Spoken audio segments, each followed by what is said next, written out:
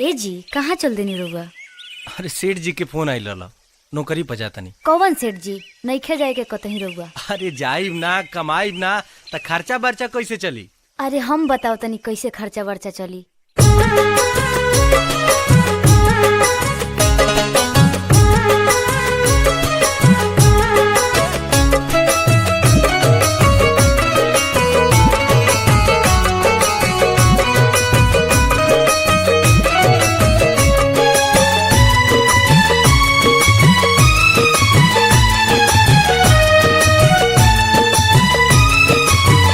सबसे नीक बाट सहिया किसानी, खुशी बाट रउआ गाँवे में बानी।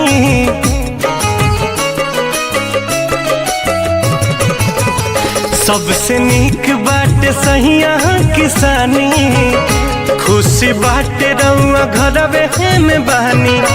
मारो कमैला के ए जी बहरा में गईला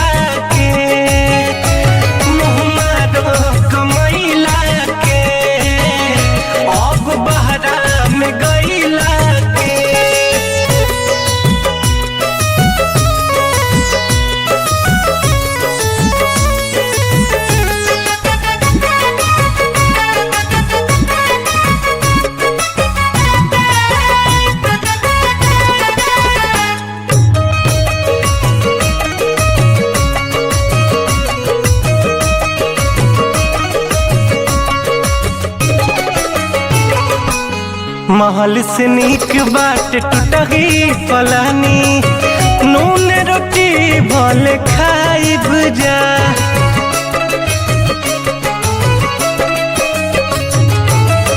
अखिया के सोझा रहब राजरहुआ, समय जिंदगिया बिताइब जा।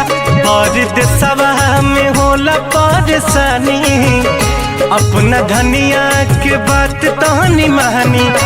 मारो कमैला के दूर देशवा में गईला के, मारो कमैला के ए जी बहरा में गईला के।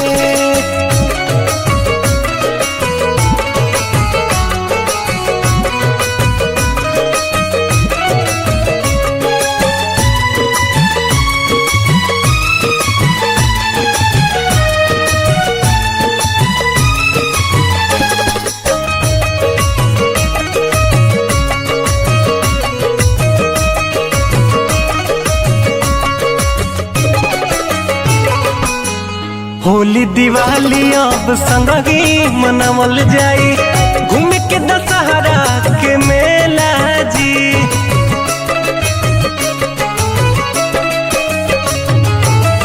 खेती बाड़ी के जी मुमारी बभारी, बाबूजी पड़लन अकेला जी।